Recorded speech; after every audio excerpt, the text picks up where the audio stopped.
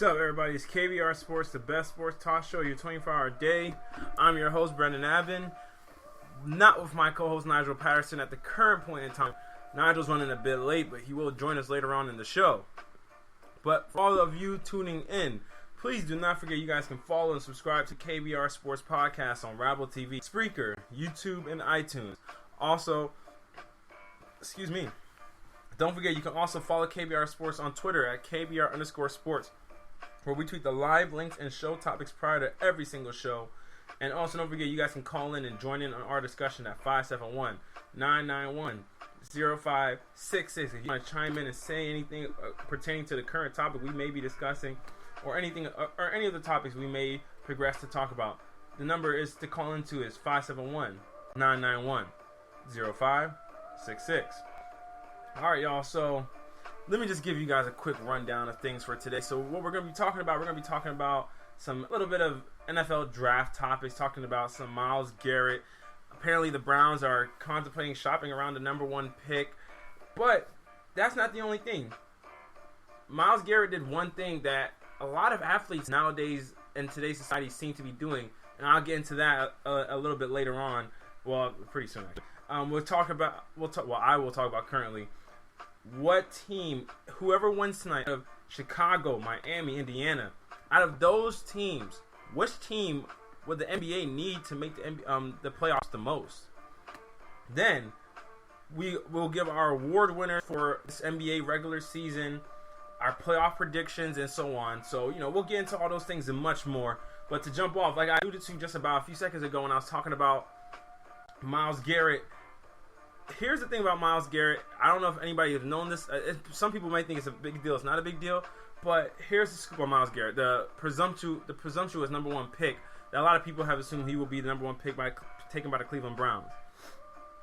Pretty much, Myles Garrett refused to appear on Mike&Mike because of some critical comments made by ESPN's Booger McFarland. McFarland was he pretty much was given a critique on Garrett's game and all the such.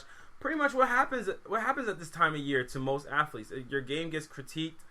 They're gonna pick apart your game because the NFL draft. They're gonna pick apart what holes you have in your game, where you need to improve and such like that. And that's essentially what Booger did. He picked apart Myles' game. He didn't criticize him as character, but he essentially just picked apart his weaknesses in his game. So as a result of this, Booger McFarland was filling in for Mike Golick, the co-host of ESPN's Mike&Mike. And as McFarland was filling in, they were scheduled to have Myles Garrett appear on the show. Well, that appearance never happened because apparently Garrett was upset with the comments McFarland made about him. So the question I ask now is because I've heard a lot of questions being spun as, will it hurt Garrett's draft stock? Which I don't think it will hurt it too. I think if you're a good enough a player, little things like this won't hurt your draft stock. Even though no franchise wants to bring on a player that's totally thin-skinned, but that is essentially the premise of this point I'm going to drive across. Is today's athlete too thin-skinned? Now, it's not my place to speak on behalf of the athletes in terms of all this criticism and all the skepticism they endure on the daily basis, especially in the era of social media. But you would think that coming up in a certain age, you are accustomed to social media as opposed to having it be something foreign to you and you're just dropped in it. So what I mean by when I say that is, it's different if you're in a foreign country and then you never have really experienced the whole social media wave and everything like that. Then you come to America to play basketball or come play soccer or some sport. You come and play, and then you're all of a sudden dropped into the social media space, and you're facing all this criticism on social media that you didn't even know existed really. So there's that aspect of it. But all these athletes have come up essentially in the social media age, so it's nothing new to them. When a guy like Myles Garrett says he doesn't want to appear on a radio show because one of the co-hosts criticized them, or one of the fill-in co-hosts criticized them, I mean, that kind of makes it look like you're kind of ducking people. No, it's not kind of looking like you are ducking him, essentially, as opposed to going, because here's where I respect a lot of athletes when they do this. A lot of athletes hate when they hear people like myself and others who have a microphone and we have a certain platform and you're heard, and sometimes a lot of people will listen to you and they'll form their opinions on what you have to say. A lot of athletes hate it when broadcasters and other people give their opinions on them, and it's in a critical fashion, because then the listening public forms their opinions off the same premise. So the one thing I don't understand for athletes is, if somebody's giving you a forum to come and address that issue or something like that, I don't understand why you don't take it up. Maybe you think you might not keep control. Maybe you don't think you'll be able to articulate yourself well enough or something like that. But I don't understand why, if somebody like how Kevin Durant had an issue with what Stephen A. Smith had to say on First Take when Stephen A. initially said that Kevin Durant wasn't going to go to Los Angeles. Or when Stephen A. initially said Kevin Durant was going to leave OKC to go to Los Angeles. Kevin Durant said he hasn't spoken to anybody in his family. All this and that started attacking Stephen A.'s credibility. Well, why not? Why didn't you just come on First Take and address it directly with Stephen A.? I don't get that. And then I'll hear people say things like, "Oh," and then obviously we had the LeBron James and Charles Barkley thing.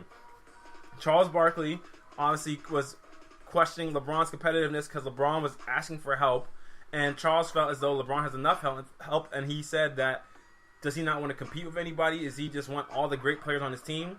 And that's when LeBron went on to take the personal shots at Charles and stuff like that. But why wouldn't you instead of taking those personal shots through the media, couldn't you just gone on inside the NBA and just talked about it with them? That's what I don't understand. So to a degree, sometimes I just don't understand these athletes, because when you have the platform to address something you don't like or you're not comfortable with, you don't take up on it. But then you criticize these sports broadcasters for ever even saying something against your stance or whatever. But if you don't have it, but why shouldn't you deserve the same criticism because you won't go back at that sports broadcaster to their face? Now, granted, I do understand from the standpoint saying that the sports broadcaster didn't say it to their face initially, but in a lot of situations, people are willing to still intimate the same stance to the athlete's face when they see that athlete. There's a reason why I respect Skip Bayless. A lot of people don't like Skip. Some people do. One thing I've always respected Skip about is that he's never changed up his stance, even when an athlete comes and sits right in front of him. When Terrell Owens, that whole Hall of Fame thing, well, it's been an ongoing issue, but Skip has stood firm in calling Terrell Owens team obliterator, because he believes that every team that Terrell Owens went to, he essentially disbanded. Skip has told this to Terrell's face. He's made the case against Terrell's face. He's never moved off that stance. I just don't. But then here's the thing. I credit those guys for hashing out in front of each other, because you know what? That's how you resolve things. You don't talk about it through social media where you can't even get context and with the words that are being said. You go and address it to each other's face. Shaq and JaVale McGee, they're threatening each other on social media. How about you bring JaVale on the set and see what happens? Or JaVale, talk about it. You talk about your issues with Shaq and everything like that, instead of talking through back channels and stuff like that, when Shaq is on the biggest NBA platform there is in today's media. Inside the NBA is the biggest NBA sports show that's on right now, and yet you wouldn't go on there to address it. So I mean, I'm not saying that. Obviously, if you feel like you want to address it and you feel like a possible violent occurrence would have occurred, then I understand avoiding those things. But in a lot of these instances, it's not even that. If somebody's critiquing your game, what's wrong with that? They're not coming for your character. They're not coming for your person. I always believe, me personally, I will not critique a player's character. I will not critique any athlete's character. But your game is fair game, because your game is what's put out there for us to evaluate on Front Street. The same way you won't say nothing when we praise your game is the same way you shouldn't say anything if we critique your game. Because I'm pretty sure if somebody was saying, "Oh, Myles Garrett is undeniably the number one pick. He has no competition at that number one slot. He's the best pass rusher in the draft since Jadeveon Clowney or whatever." He wouldn't have had any issue. But when people start poking holes in the game and everything like that, all of a sudden it's an issue? That's just too thin-skinned to me, man. You can't be above the criticism. That doesn't make any sense. criticism is part of sports. Criticism is part of this job. Criticism, we all get critiqued. Even the audience listening right now, there's something that I'm doing that you're probably critiquing. There's something that I'm saying that you're critiquing. There's something I'm saying you don't agree with that you critique. Everybody's fair to criticism. And every time I talk into the microphone, I understand I'm open, I'm subject to criticism. The same way as every single athlete understands when you put on that jersey and you represent the team on that chest, then you're open to criticism. That's just how it works.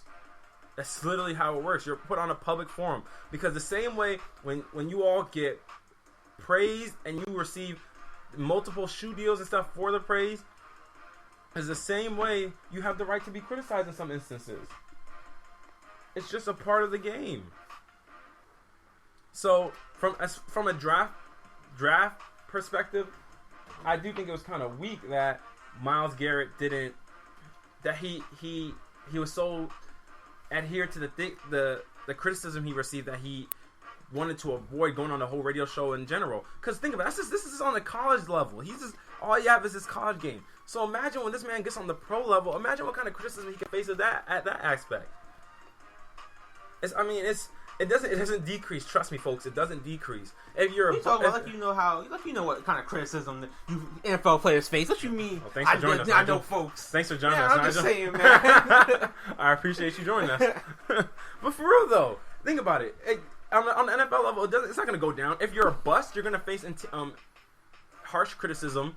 If you play well, but then you fall off, you're going to face criticism. You get critiqued in some way, somehow, every single way you go. So I don't understand. When Jadeveon Clowney was coming out, people said, "Oh, there's times it isn't like Jadeveon's playing as hard as he can." But I mean, he just rolled with the punches. He did not appear on interviews and stuff because of it. Well, hold on, not interviews, interview.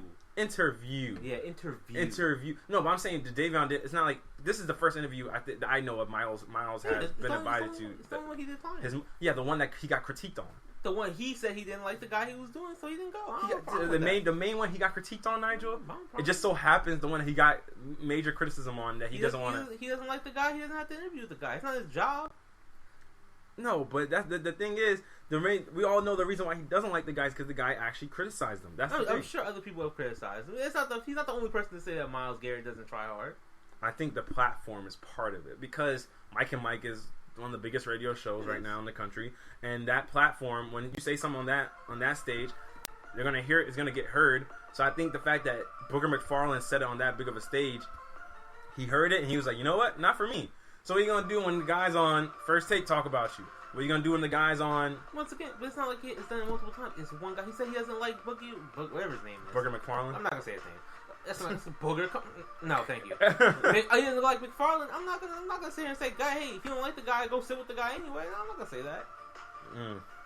If but there's plenty of people that Nigel, but that's part of sports. No, it's not. Yeah, it is. You can not like your owner, and you got to sit down and do contract negotiations. That's different, though. You have to do that. What do you mean? And so but you're gonna avoid every person you don't like. Has he done that? Essentially, right now, that's what I'm saying. He's avoided one person. I don't have a problem with that. Now, if he said, "I'm not going to do an interview with First Take. I'm not going to do an interview with Colin Cowherd. I'm not going to do an interview with this guy, that guy, and this guy," then I'd be like, "Oh, okay, all right. You need to take it easy at this point." Now, look, if he says one guy, I don't like this one guy, I'm just not going to do an interview. I don't have a problem. If LeBron James came out tomorrow and said, "I'm not going to do an interview with Skip Bayless, so I'm not going to entertain the thought of Skip Bayless," I'm not going to be like, "Oh, well, LeBron has a problem talking about people with Skip Bayless." No, but wouldn't you say that's thin skin, though? No. How so? You don't have to. I mean, because it's not his job. He's not obligated to talk to them. What benefit does he see to go out there and talk with them? He increases his brand. He can go out there and defend himself. He doesn't have to care about his brand. You think every no, I'm saying, hold on a second. Every player doesn't care like, oh well, I have to defend. No, seriously though. That's like saying every athlete ever cares about the game of basketball or something like that. Nigel, they all care about their brands. No, they don't. Yes, they do. Are you kidding me? Every one of those guys cares about their brand. Don't lie to me. Andrew Bynum cares about his brand. Cares about his brand. He did. Didn't he made the comment saying, "Hey, there's a bacon in every state." No, but he didn't care about basketball. He cared about his brand, though. His brand. That's why Andrew Bynum has a shoe deal. All those guys care about the deals and stuff they get. They care about all the extra money they're going to get and all that. Andrew Bynum, notice Andrew Bynum said there's a paycheck everywhere you go. He didn't say, I don't care if I get a paycheck. He said there's one everywhere you go. But that's a comment that's going to hurt your brand, though. It is going to hurt your brand. But I'm saying in this aspect, if a guy's critiquing you and you want to defend your brand, you didn't appear on that show because you felt like he was attacking your game, which is a part of your brand. So you had a chance to go up there and defend your brand. He didn't take up the opportunity. T.O., a guy that's had a lot of stuff going on for his Hall of Fame, all that Hall of Fame stuff, he went up on and talked to Skip Bayless directly, defended his brand. LeBron James, he took away. I would prefer that he would have came on Inside the NBA and done it face to face instead of going around some back channels and defending himself. But he to some degree defended his brand, even though he took personal shots. But yeah, he didn't go sit down with Charles Barkley. He never sat down with Stephen A. Smith. He never sat down with Skip Bayless. He doesn't have to go. But that's part of why I said the framework of this segment. Hold on 1 second. The framework of this. I mean, people critique LeBron for that too. Yeah, how's it hurt him though? What do you mean? Does it hurt his brand? Well, I mean, his brand is substantiated at this point. Your brand could be fine. But Myles Garrett's brand isn't substantiated. But the thing is, your brand could. You know, guess what cures that? Well, hold on, let me say one thing. The framework of this segment was: are today's athletes too thin-skinned? No. I think they are. I think they are. Anything you say, these guys have an issue with to in a lot of degrees, and then they don't. If you give them the platform to come and defend themselves, they don't take it up. No, they don't. We have our part of our job is we're going to critique what we see. I believe as long as you don't critique a person's character, it's fair game. There's nothing wrong with me critiquing your game. And if you have a problem with me critiquing your game, come tell me why. Don't just be upset with me and then don't ever come and show your face to me and tell me why. Think guys didn't go on interviews, but the guy almost fought what's his name, Jim Rome, because he said his name wrong. You did. What do you mean? That's thin skin. I mean, it's always gonna be thin skinned people in sports. That's what I'm saying. So the answer is yes. No, because that was in the '90s. That was early '90s. No, but today's athletes, they're getting more thin skinned too. Because if Jim Rome's talking about you on a global scale, obviously he should say your name, right? If he's talking about you in a topic point. I'm not saying that fighting him is right. Saying, I'm not saying top. But when you say Brian Leaf, now what DeMarcus Cousins did to Lonzo, that's disrespect. That's disrespecting the dude's name. Like, you don't know me, kind of like I've done this and that. You don't know me, so that's the kind of thing I can see where because like I put in all this work, all this time. You tell me my name. I don't know if the guy see that thing. I don't know if he was like the topic of the segment or sort of thing. Like, what are you talking about? The Jim Rome thing. I'm saying that. Oh, you brought him in. He was sitting across. See, that is disrespectful. That's disrespect. No, that's pure disrespect. That's disrespectful. Because the people prepare you. You're fighting him. Nigel, in interviews, anytime we've done an interview, you get the name of the person, everything. Your producer literally tells you. I'm not arguing with that part. I'm not disagreeing with you. That's not disrespectful. Don't get me wrong. It's disrespectful. And Jim Rome, it was an instigator. Don't get me wrong. Exactly. But he fought the guy. He threw a chair at the guy. Jim Rome's antagonistic. But I'm saying that's thin skin though. No matter what you want to cut it. No, it is thin skin. But I'm saying, are there more of that? Is there more of that in today's athletes? I think the better answer is that players have more of a platform to speak on, so you're getting more of the issues, more so than you only get it during interviews. Say, I reiterate that. Players have more platforms to speak on: Twitter, Instagram, Snapchat, where 24-hour news cycle. You're going to constantly hear it. Versus back then, where it was just you only got it through interviews. Well, a lot of these guys aren't even going through Twitter and stuff to say it. LeBron isn't going through Twitter. Kevin Durant didn't go through Twitter.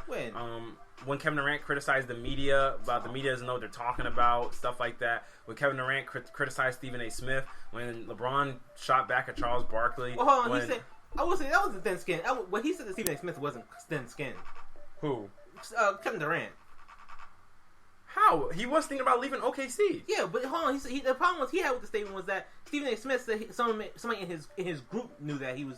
He said nobody in his group had talked to Stephen A. Smith since blah blah blah. Whenever he said it. But that's the thing. If he thinks somebody's lying, he'd just be like, oh, okay, well. No, but that's the thing. You don't. But then you go on.